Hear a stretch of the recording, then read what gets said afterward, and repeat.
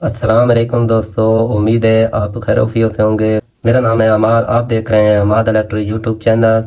तो आज की वीडियो का जो टॉपिक है वो है एक सीलिंग फ़ैन के साथ डिमर को किस तरीके से लगाते हैं और इसके कनेक्शन किस तरीके से करते हैं और इसको किस मकसद के लिए लगाया जाता है और इसका क्या काम है। तो आज की वीडियो में यही बात आपको दोस्तों को इस वीडियो में क्लियर करके बता दूंगा, इसके कनेक्शन किस तरीके से होते हैं और ये किस मकसद के लिए होता है और इसको क्यों क्यों इस्तेमाल करते हैं।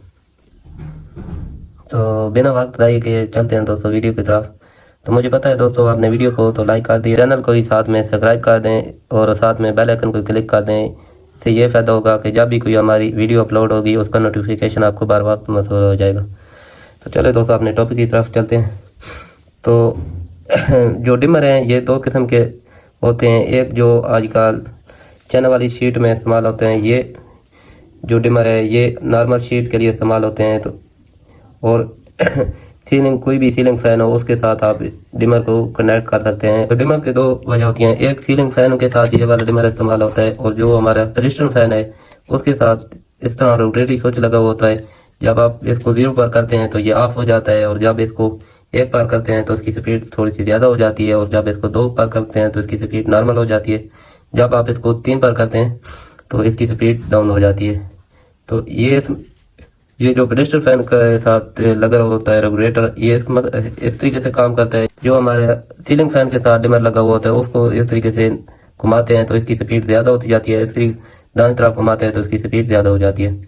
तो चलो दोस्तों इसके कर लेते हैं कनेक्शन। नेक्स्ट वीडियो में मैं आपको बताऊँगा कि पेडेस्टल फैन के साथ रेगुलेटर के कनेक्शन किस तरीके से किए जाते हैं।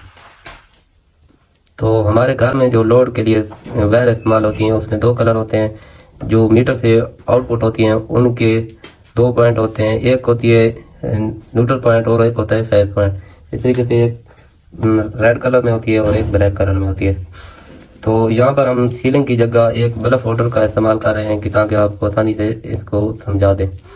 तो सीलिंग मिसाल के तौर पर आप समझ लें, ये सीलिंग फैन से 2 तारें आउटपुट हो रही हैं और इसको हमने इनपुट इधर से किस तरीके से लगाना है। तो ये जो हमारी सीलिंग फैन की 2 पॉइंट की तारें आ रही हैं, ये न्यूट्रल हमारा जो चला जाएगा इस वाटर के न्यूट्रल के साथ ट्रैक हो जाएगा और इसके साथ जो फेस की तार आएगी वो डिमर के साथ अटैच होकर और चली जाएगी। इसके साथ आप यहाँ पर स्विच भी लगा सकते हैं। मैं यहाँ पर स्विच का इस्तेमाल नहीं कर रहा हूँ, ये जस्ट आपको सिर्फ इसके कनेक्शन करने के, ये अगर आप डायरेक्ट सीलिंग फैन के साथ लगाते हैं तो इसके कनेक्शन इस तरीके से होते हैं।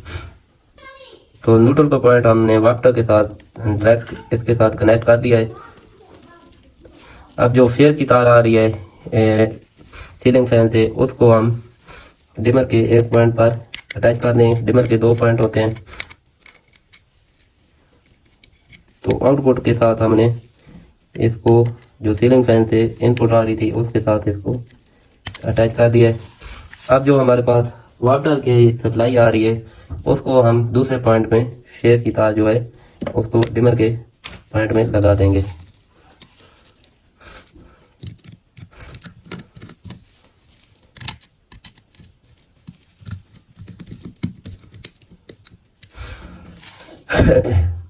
ये फैन से जो इनपुट आ रही है इस डिमर के साथ लगा दिए फेस की तार। अब इस डिमर से हमने जो इनपुट की वाटर की तार आ रही है उसको कनेक्ट कर दिया और यहाँ से हमने न्यूट्रल को डायरेक्ट वाटर के साथ अटैच कर दिया।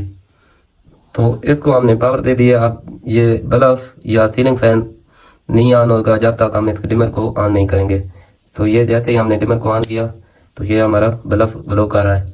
तो अब इसको जैसे जैसे इस तरह घुमाते जाएंगे तो इसकी स्पीड कम होती जाएगी, देख सकते हैं आप। अब ऊपर की तरफ करते हैं तो इसकी स्पीड ज़्यादा होती जाती है। तो इसी तरीके से दोस्तों आप सीलिंग फैन के साथ डिमर का कनेक्शन कर सकते हैं। तो ये थी छोटी सी आज की वीडियो। अगर वीडियो अच्छी लगी हो तो वीडियो को लाइक कर दें। जो दोस्त चैनल पर नए हैं तो चैनल को सब्सक्राइब कर दें और बेल आइकन को साथ में क्लिक कर दें। इससे ये फ़ायदा होगा कि जब भी कोई वीडियो अपलोड होगी उसका नोटिफिकेशन आपको बर वक्त मौसूल होगा। तो दोस्तों अपना ख्याल रखिएगा, मिलते हैं किसी नेक्स्ट टॉपिक पर। अल्लाह हाफिज़।